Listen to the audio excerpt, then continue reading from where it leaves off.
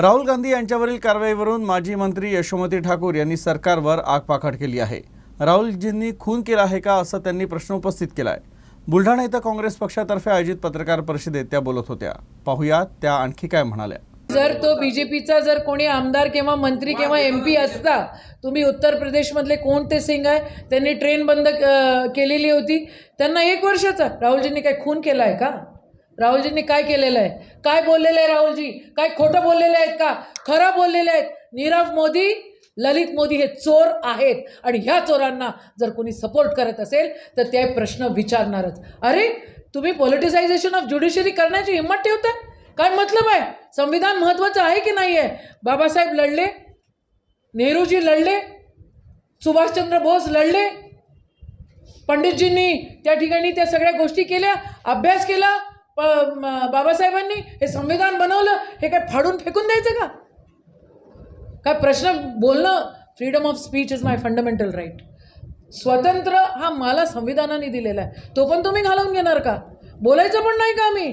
मग आता मी पण बोलते, आम्ही हे सगळे स्टेजवर आहे, घाला आम्हाला जेलमध्ये, करा अरे रवी, हेच करू शकता तुम्ही लोक, दुसरं काय करू शकणार आहे? सध्या देशात सांप्रदायिक तणाव वाढला असून अनेक भागात दंगली सदृश्य वातावरण निर्माण झालं आहे। यावर विरोधकांनी केंद्र सरकारवर निशाणा साधला आहे। काँग्रेसच्या ज्येष्ठ नेत्या आणि आमदार यशोमती ठाकूर यांनी थेट केंद्रालाच विचारणा केली आहे। राज तुम्हारा है फिर हिंदू खतरे में कैसा? मग काय तुम्ही गोट्या खेळताय का? देशात निवडणुका आल्या की हिंदू खतरेमध्ये असल्याची भाषा बोलली जाते, अशा शब्दात त्यांनी ताशेरे ओढले। त्या बुलढाणा इथं आयोजित पत्रकार परिषदेत बोलत होत्या। मला तर फार आश्चर्य एका वाक्याचं वाटतं की हिंदू खतरे में। अरे तुम्हारा राज है, कैसा हिंदू खतरे में है? मी पण हिंदू आहे, पण ते डिस्क्रिमिनेशन काय मतलब आहे त्याला? असं कैसे हिंदू खतरे में आ जाता है? राज तो तुम्हारा है ना, फिर हिंदू खतरे में कहाँ से आ गया? मग काय तुम्ही काय कंचे खेळून राहिले का बे? असं म्हणाले पाहिजे। 4800 रुपयांची ग्रेड पे मिळावी या एकमेव मागणीसाठी राज्यातील तहसीलदार आणि नायब तहसीलदारांनी सोमवारपासून बेमुदत संपावर जाण्याचा इशारा दिला आहे। महाराष्ट्र राज्य तहसीलदार व नायब तहसीलदार संघटना ही दिनांक 3 एप्रिल 2023 म्हणजे उद्यापासून आम्ही सर्व नायब तहसीलदारांच्या ग्रेड पेची जी प्रलंबित मागणी आहे त्या मागणीवर काही आत्तापर्यंत आम्हाला सकारात्मक तोडगा त्यावर अजून निघालेला नाही, त्यामुळे उद्यापासून आम्ही कामबंद आंदोलनावर जाणार आहोत। जिल्ह्यामधले आम्ही एकूण 72 तहसीलदार नायब तहसीलदार या कामबंद आंदोलनामध्ये सहभागी होणार आहोत। आता एक APMCचं जे निवडणूक लागलेली आहे त्यामध्ये त्या निवडणुकांवर काही परिणाम होणार नाही, त्या बाबतीमध्ये किंवा नैसर्गिक आपत्ती असो या बाबतीमध्ये आम्ही काम करू। बाकीचं सर्व कामावर आमचं कामबंद आंदोलन आमचं असेल। वाहतूक नियमावलीचं पालन करत ऑटो चालक बांधवांनी आपला व्यवसाय करावा, तसंच जुनी आणि कालबाह्य झालेली वाहनं वापरात आणू नका। कायदा आणि सुव्यवस्था बाधित होणार नाही याची दक्षता घ्या। प्रवाशांना चांगली वागणूक देत त्यांच्याशी सौजन्याने वागा। यासह संशयास्पद बाब आढळल्यास तत्काळ प्रशासनाशी संपर्क साधा, असं आवाहन अमरावतीचे पोलीस आयुक्त नवीनचंद्र रेड्डी यांनी केलं। ते शहरात आयोजित अमरावती जिल्हा ऑटो युनियनच्या कार्यक्रमात बोलत होते। अमरावती शहरात ऑटो चालक बांधवांच्या समस्यांचे निराकरण करण्यासाठी अमरावती जिल्हा ऑटो युनियनतर्फे एका कार्यक्रमाचं आयोजन करण्यात आलं होतं। विदर्भ ऑटो चालक फेडरेशनचे संस्थापक नितीन मोहोळे यांच्या हाकेला दाद देऊन आपल्या 6 मागण्यांना घेत ऑटो चालक यावेळी हजारोंच्या संख्येनं सहभागी झाले।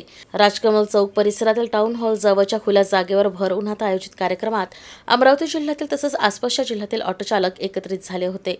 यावेळी प्रमुख पाहुणे म्हणून राष्ट्रवादी काँग्रेसचे प्रदेश उपाध्यक्ष, यावेळी पोलीस आयुक्त नवीनचंद्र रेड्डी, विदर्भ ऑटो चालक फेडरेशनचे संस्थापक नितीन मोहोळ, शहर वाहतूक शाखा पोलीस निरीक्षक राहुल आठवले, कोतवाली पोलीस ठाण्याचे पोलीस निरीक्षक रमेश टाले, शहर वाहतूक शाखेचे पोलीस निरीक्षक राहुल आठवले उपस्थित होते। विदर्भ ऑटो चालक फेडरेशनचे संस्थापक नितीन मोहोळ यांनी ऑटो चालकांच्या व्यथा आणि समस्यांकडे लक्ष वेधत ऑटो स्टॉपची संख्या 55हून 100 करण्यात यावी, तसंच इन्शुरन्स 2000 रुपये केला जावा, यासह आपल्या विविध मागण्या मांडल्या। तर पोलीस आयुक्तांनी उपस्थितांना मार्गदर्शन केलं।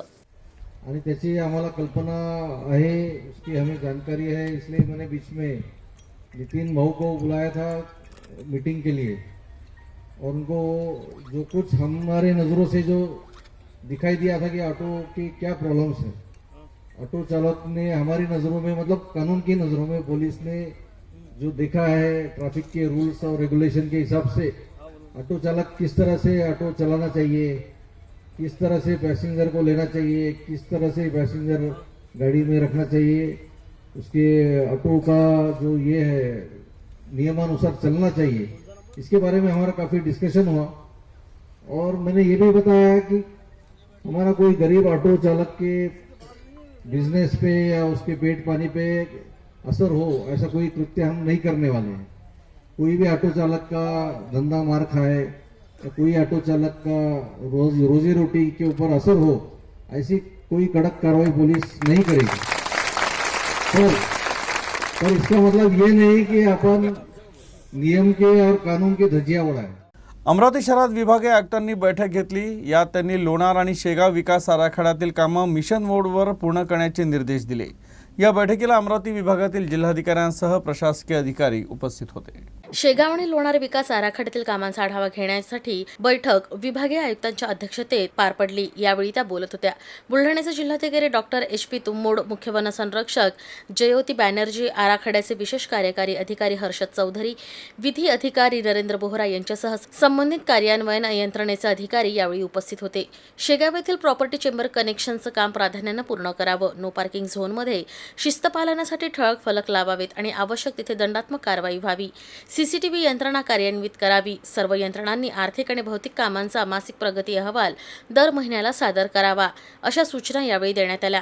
लोणार सरोवर विकास आराखड्यात अंतर्भूत असणारी हिंदू स्मशानभूमी, बौद्ध समाज स्मशानभूमी, मुस्लिम कब्रस्तान, वाणी समाज स्मशानभूमीची कामं, सांडपाणी प्रक्रिया प्रकल्प दुरुस्ती आणि भूमिगत गटार योजनांची विकास कामं 30 जूनपूर्वी पूर्ण करावी, असे निर्देश यावेळी देण्यात आले।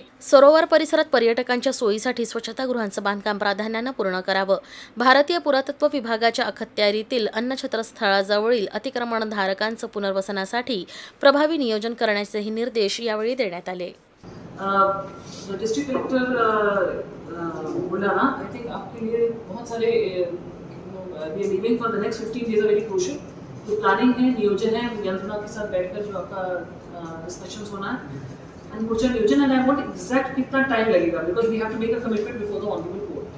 तो प्रैक्टिकल भी होना चाहिए and it should not be as if we are हम लोग मिशन मोड से निकल के एक नॉर्मल मोड में जा रहे हैं। It should not be like that. We can do it, man power बढ़ा सकते हैं एंड या और कुछ आउटसोर्सिंग करके जितना भी पॉसिबल है। Give me a realistic timeline कि कितना चाहिए, so that I can make that kind of a commitment before the honourable court. संशोधन करणाऱ्या विद्यार्थ्यांना त्यांच्या कार्यात प्रभावी लेखन कसं करता येईल यासोबतच भविष्यात संशोधकांसाठी उपलब्ध संधीचा आढावा घेण्यासाठी श्री शिवाजी विज्ञान महाविद्यालयाच्या वतीनं कार्यशाळा पार पडली। संशोधन संस्कृतीला चालना देणं, वैज्ञानिक लेखन सुधारणं आणि सर्व संशोधकांसाठी उपलब्ध संधी शोधणं हे या कार्यशाळेचं आयोजन करण्याचं मुख्य उद्दिष्ट होतं। सर्व संशोधकांना एकाच व्यासपीठावर आणून त्यांचं संशोधन कार्य अधिक समृद्ध आणि व्यापक परिणाम साधणारं व्हावं, यासाठी ही कार्यशाळा महत्त्वाची ठरली। आंतरविद्याशाखीय सहयोगी संशोधन क्षेत्रावर काम करण्याचा हा काळ असून ही गरज ओळखून या कार्यशाळेचं आयोजन करण्यात आलं होतं। महाविद्यालयाचे प्राचार्य डॉक्टर GV कोरपे यांच्या अध्यक्षतेत प्रोफेसर राममेघे इंजिनिअरिंग अँड मॅनेजमेंट कॉलेजचे प्राचार्य डॉक्टर MS अली यांच्या शुभहस्ते कार्यशाळेचं उद्घाटन करण्यात आलं। अनेक विद्यार्थी आणि संशोधन मार्गदर्शकांच्या मागणी तसंच देश विदेशातील आणि विद्यापीठांतर्गत संशोधनासंबंधी होत असलेल्या बदलांबद्दल जागरूकता निर्माण करण्यासाठी सकारात्मक प्रतिसाद म्हणून या कार्यशाळेचं आयोजन करण्यात आलं होतं। ऐसा नहीं है कि एक रिसर्च फंडिंग का फ्लॉन्ट हो गया और 6 महीने चला, पूरे साल खुला रहा, ऐसे नहीं। Nowadays every funding system has been changed. Nowadays what they do, एक पर्टिकुलर दिनों के लिए वो एडवर्टाइज निकालते हैं कि भैया इतने टाइम में अप्लाई करो। Only for 15 days to 1 month they open the gate of the fellowship. So you must be in a continuous searching of the website। एका महत्त्वपूर्ण कार्यशाळेची माहिती आपणास देऊ इच्छिते। शहरातील प्रसिद्ध अशा श्री शिवाजी विज्ञान महाविद्यालयाद्वारे दिनांक 1 एप्रिल 2023 रोजी महत्त्वपूर्ण विषयावरती कार्यशाळा आयोजित करण्यात आली होती, ज्याचा विषय होता effective scientific writing and opportunities for research scholars. विद्यापीठाद्वारे नुकतेच गाईडलाईन्स आले आहेत की ज्यामध्ये सिनॉप्सिस रायटिंग किंवा थिसिस सबमिशनसाठी मुद्देसूद मांडणी करावी आणि त्याप्रमाणे जे रिसर्च कल्चर आहे त्यामध्ये निश्चितच इम्प्रूव्हमेंट होईल। अमरावती जिल्ह्याचे सुपुत्र अतुल ठाकरे यांना शालेय शिक्षण विभागाच्या क्रांतिज्योती सावित्रीबाई फुले गुणगौरव पुरस्कारानं सन्मानित करण्यात आलंय। हा पुरस्कार 2021-22 या वर्षांतर्गत देण्यात आला आहे. हॉटेल ग्रेस इन इथं आयोजित स्नेहमिलन सोहळ्यात पेशाना शिक्षक असलेल्या आणि या पुरस्काराचे मानकरी ठरलेल्या अतुल ठाकरे यांचा श्री शिवाजी शिक्षण संस्थेचे कोषाध्यक्ष दिलीप बाबू इंगोले यांच्या हस्ते मानपत्र देऊन सत्कार करण्यात आला. यावेळी व्यासपीठावर श्री शिवाजी शिक्षण संस्थेचे उपव्यवस्थापक पंडित मंडागळे, मधुकरराव रोडे, संजीव कुमार खाडे, शिक्षण विस्तार अधिकारी अजित पाटील, मनोहरराव इंगोले, नलिनीताई ठाकरे, धनंजय वानखेडे, लीलाताई बोके, अर्चना ठाकरे उपस्थित होते. यावेळी अतुल ठाकरे यांचा सपत्नीक सत्कार करण्यात आला. अमरावतीच्या नारायणनगर येथील रहिवासी असलेले अतुल ठाकरे हे भानखेड इथं शिक्षक म्हणून ज्ञानदानाचं कार्य करत आहेत. अतुल ठाकरे यांनी क्रांतिज्योती सावित्रीबाई फुले गुणगौरव पुरस्कार प्राप्त करत अमरावती जिल्ह्याचा नावलौकिक उंचावला आहे. रिटायरमेंट जास्त असते सगळे समजते अर्धा हात पत्नीचा असतो, त्याचं विचारायचं काहीच नसते. आणि पत्नीचा असला तर अर्धा हात पुरुषाचा असते काही तर खरं म्हणजे रथाचे आपले 2 चाक आहेत. पती पती एक जरी चाक निखळलं तर अडथळा निर्माण ते रथ बरोबर चालू शकत नाही. पत्नी पत्नी समान आहे. आता जमाना असा आला की स्त्री पुरुष एकाच स्थळाने मोडल्या गेले पाहिजे, म्हणून दोघांचे हात बरोबरीचा असतो. अर्चनाचं काम जेवढं अतुलचं काम आहे तेवढंच अर्चनाचंही काम आहे की त्याच्या मागे खंबीरपणे उभे राहते आणि तोही तिला नेहमी साथ देतो आणि म्हणूनच असं चांगलं घडतं आणि मी एक पुरस्कार घरात येतो. यंदा अमरावती जिल्ह्यातील मेळघाट परिसरात गहू पिकाची सर्वाधिक लागवड करण्यात आली. गहू काढणीवर असताना अचानकपणे अवकाळी पावसानं हजेरी लावली, त्यामुळे शेतकऱ्यांना याचा जबर फटका बसला. त्यामुळे या भागातील शेतकऱ्यांनी गहू काढणीला युद्धपातळीवर सुरुवात केली आहे. यंदा अमरावती जिल्ह्यातील मेळघाट परिसरात गहू पिकाची सर्वाधिक लागवड करण्यात आली. गहू काढणीवर असताना अचानक अवकाळी पावसानं हजेरी लावली, यामुळे शेतकऱ्यांना याचा जबर फटका बसला. यामुळे मेळघाटातील आदिवासी शेतकऱ्यांनी गहू काढणीला सुरुवात केली आहे. मेळघाट परिसरात पावसाचं वातावरण निर्माण होत असल्यामुळे शेतकऱ्यांनी काढणीला सुरुवात केली. यासह 31 मार्च रोजी अचानक झालेल्या पावसामुळे झालेल्या गहू पिकाचे पंचनामे करून तत्काळ मदत देण्याची मागणी शेतकऱ्यांनी केली आहे. अवकाळी पावसामुळे शेतकऱ्याचे चुरणी परिसरातील गव्हाचे व चण्याचे हरभऱ्याचे मोठ्या प्रमाणावर नुकसान झालेले आहे व शेतकऱ्याला जसा पाहिजे तसा मार्केटमध्ये गव्हाचा भाव मिळत नाही आहे. शासनाने पंचनामे करून तात्काळ शेतकऱ्यांना आर्थिक मदत करण्यात यावी. वरुड तालुक्यातील चिंचर गव्हाण गावाचे सुपुत्र सतीश भडांगे CRPF मधून सेवानिवृत्त झाले. ते आपल्या मूळ गावी दाखल होताच गावकऱ्यांनी मोठ्या उत्साहात स्वागत करत वाजत गाजत निरोप समारंभ साजरा केला. वरुड तालुक्यातील चिंचर गव्हाण इथं CRPF जवान सतीश भडांगे यांचा निरोप समारंभ मोठ्या थाटात साजरा करण्यात आला. सतीश भडांगे हे 5 बटालियनचे CRPF जवान आहेत. काही दिवसांपूर्वीच ते सेवानिवृत्त झाले. यातच त्यांच्या मूळ गावी आगमन झालं. त्यांचं चिंचर गव्हाण इथं आगमन होताच गावकऱ्यांनी मोठी रॅली काढली. या रॅलीत गावकऱ्यांचा मोठा उत्साह पाहायला मिळाला.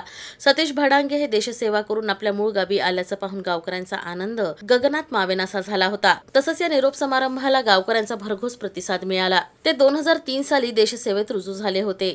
या प्रसंगी त्यांचे कुटुंबीय देखील उपस्थित होते.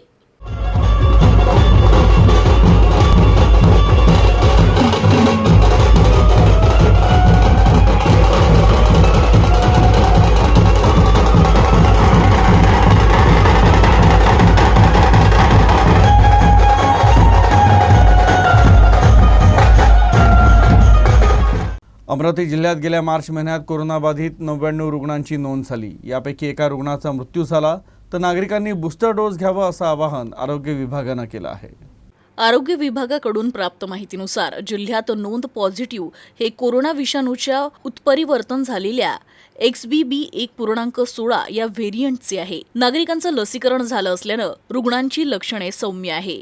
याशिवाय कोरोनासारखेच इन्फ्लुएन्झाच्या H3H2 विषाणूची देखील लक्षणे असल्यामुळं नागरिकांनी काळजी घेणं महत्त्वाचं आहे. या दोन्ही विषाणूचा संसर्ग झाल्यास रुग्णाची काळजी महत्त्वाची असल्याचं सांगण्यात आलं. गेल्या वर्षी कोरोनाची 4थी लाट आली नसली तरी काही प्रमाणात संसर्ग वाढला होता. त्यानंतर तब्बल 10 महिन्यांनी कोरोनाचा संसर्ग वाढायला लागला आहे. कोमोर्बिड आजाराच्या नागरिकांची काळजी महत्त्वाची आहे. सध्या बहुतांश नागरिक गृहविलगीकरणातच राहून उपचार घेत आहे. अशा परिस्थितीत ज्या नागरिकांचा बूस्टर डोस राहिला आहे त्यांनी त्वरित घेण्याचं आवाहन आरोग्य विभागानं केलं आहे. जिल्ह्यात 1 मार्चला कोरोनाच्या एका पॉझिटिव्हची नोंद झाली होती. आतापर्यंत रुग्णसंख्या 1,07,132 झाली. त्यानंतर 31 मार्चला 6 रुग्णांची नोंद झाली आणि रुग्णसंख्या 1,07,231 वर येऊन पोहोचली. म्हणजे एका महिन्यात तब्बल 99 कोरोनाग्रस्तांची नोंद झाली. याशिवाय एका कोरोनाग्रस्ताचा मृत्यू झाला आहे. बातम्यांची मालिका पुढे अशी चालू राहील. आपण पाहत रहा USN न्यूज. नमस्कार.